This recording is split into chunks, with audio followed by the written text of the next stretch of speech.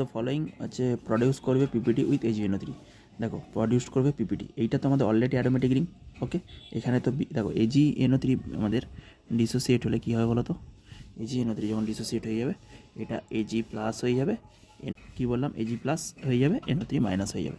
তাহলে আমাদের প্রথমে যখন আমরা এই কম্পাউন্ডটা নেবো, দেখো সিতে এই দুটো অলরেডি অ্যারোমেটিক রিং, দেখো 2 2 4 6 এটা অলরেডি অ্যারোমেটিক, তাহলে এখানে বিয়ারটা বেরিয়ে যাবে না।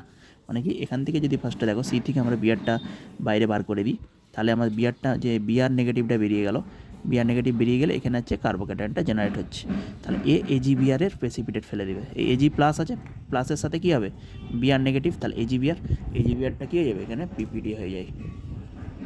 এর কালার কী হয় গো, কালার হয় ইয়েলো। ওকে, তাহলে এখানে বিপিটি পেলে এখানে হচ্ছে পজিটিভ কাজ হয়েছিল।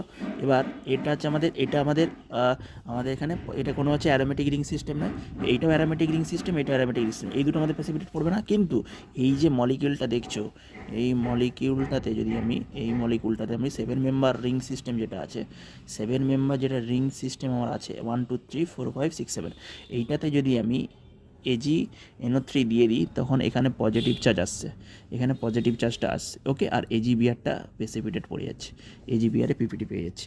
তাহলে এইটা যখন পজিটিভ চার্জ আসছে, এই মলিকুলটা অ্যারোমেটিক রিং হচ্ছে তখন।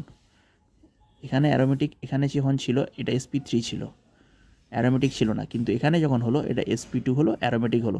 তাহলে এইটা আমাদের এই যে রিংটা সিস্টেম, এটা আমাদের পিপিটি অফ AgNO3। মানে কি, যে আমাদের ড্রাইভিং ফোর্স কি অ্যারোমেটিক, তাহলে এই মলিকুলটা অ্যারোমেটিকের দিকে যাচ্ছে, ওই জন্য আমাদের প্রেসিপিটেটটা এখানে পড়ছে। ওকে।